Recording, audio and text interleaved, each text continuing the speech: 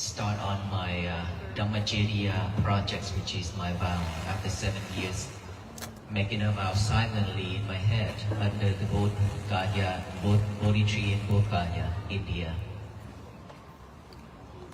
And then after that, I got the chance to walk in India for 112 days. And now that I got another chance to walk in the United States for another 112 days, it's 109 days plus Maryland, that's 110. And then when we got back to the Lungdao Temple, that is 112 days. All these is because of my teachers. Without my teachers, I won't have this chance to do all that. And without the support from the Mahasangha and the support from the lay devotees, I would not be able to do all that.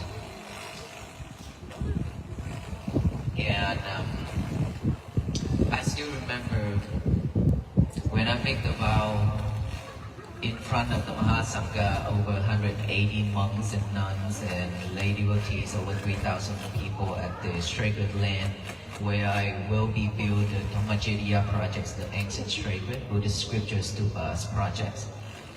I made a vow saying that if I'm a lack of merit, I cannot finish this project within this lifetime, then I wish that I will be reborn and reborn life after life until I get this project completed.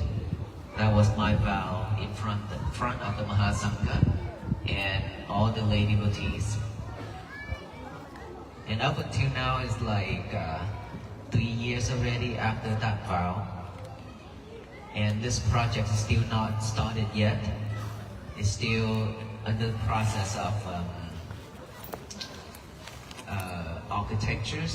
architects, engineering, and all that studies from engineering firms.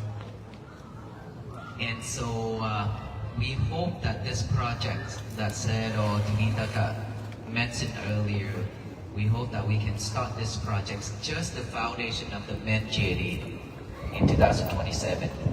That was my hope, my wish. But not sure we will be able to do it or not, because this project costs a lot. The reason why it costs so much is because I choose the material as stone. The reason why I chose stone is because I don't want to build in concrete. Concrete will last just probably 100 years. But I want this project to last for 1,000 years. And people ask me, why United States, but not in Asia? I say, because I live here. I reside here in the United States, and we have this land. And plus, the United States is one of the countries where we have a lot of scholars and a lot of people who will protect something that is valuable for this world. As an engineer, computer engineering, I have seen so much problems. Sometimes I hack into the computer of someone else, back then before I ordained to become a monk, okay? I try to prove myself that I can do that, and I did. And that is the reason why when I became a monk, and I know that all the teachings of our Buddha is like everywhere on the internet. But those are a lot of sources for us to study, to research, but not a reliable source, because it changes. Anybody can change it.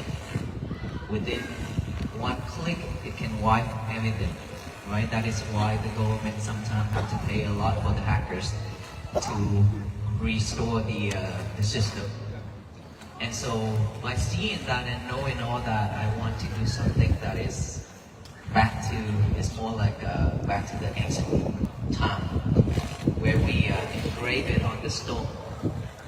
I have heard and been told that many generations, many centuries, that this type of projects was only built by the king only, and now this time I'm the one of the normal people who made a vow to build. That is the reason why I see myself as running into so many challenges. And when I build this, when I make the vow about this publicly, and I get a lot of support from the Mahasangha, especially Sayadaw Tibitagat here with us. I'm very grateful. It's because